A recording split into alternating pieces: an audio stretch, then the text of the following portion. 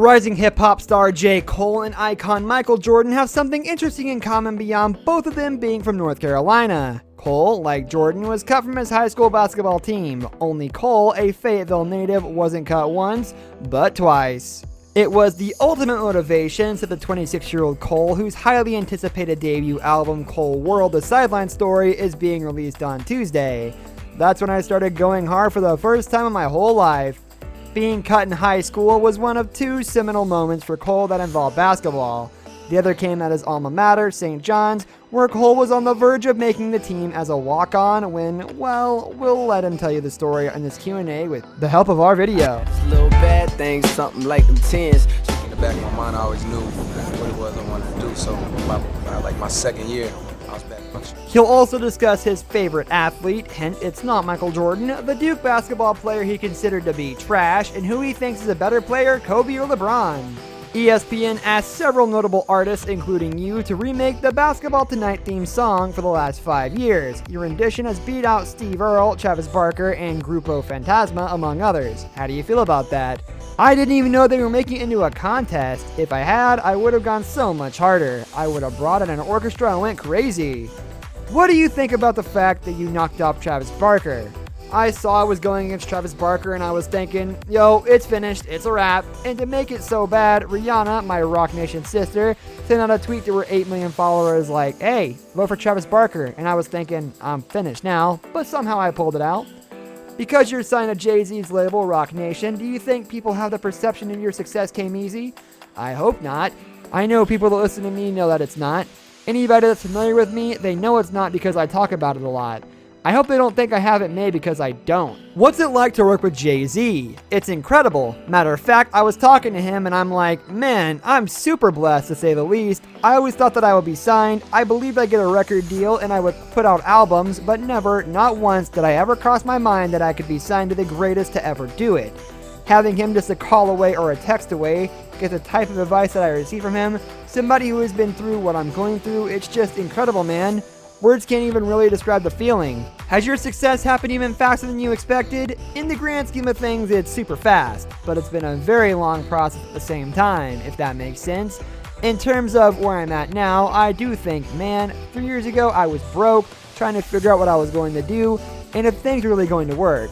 But I also know what I've been through in terms of making an album, and after I got my deal, it went fast and slow at the same time.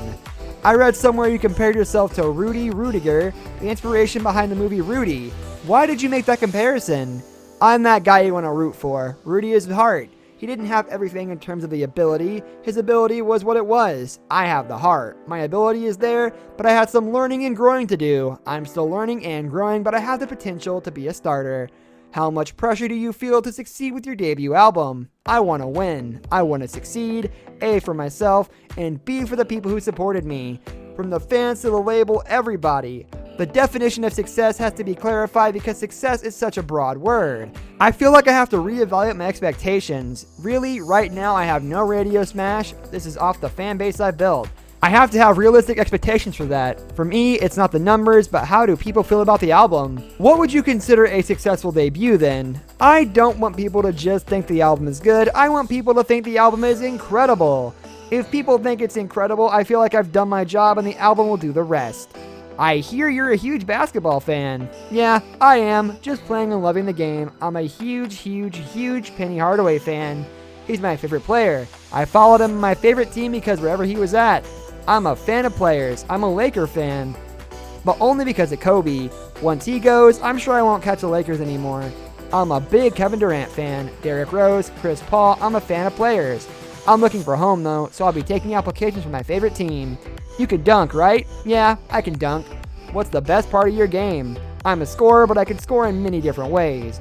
I'm not a pure jump shooter, I'm more like poor man's Dwayne Wade. I'm more comfortable doing a step back or a fadeaway. The harder the shot, the more determined I am to make it. I definitely have defense, I have reach, so I can use that. But my favorite part of my game is the scoring. I'm becoming a better passer as time goes on. Since you're a North Carolina fan, what Duke player did you hate the most? JJ Redick is definitely on the list. Even though I give him respect for what he's done in the league, I definitely thought he'd never amount to anything. He surpassed my expectations, but man, Josh McRoberts, he's so trash. They tried to say he was the truth. I couldn't believe it. I was like, am I the only one who sees this guy is terrible? But that's why Coach K really is one of the greatest. He takes those mediocre talented players who might have an incredible jump shot or do one thing really well, and he just hones on it.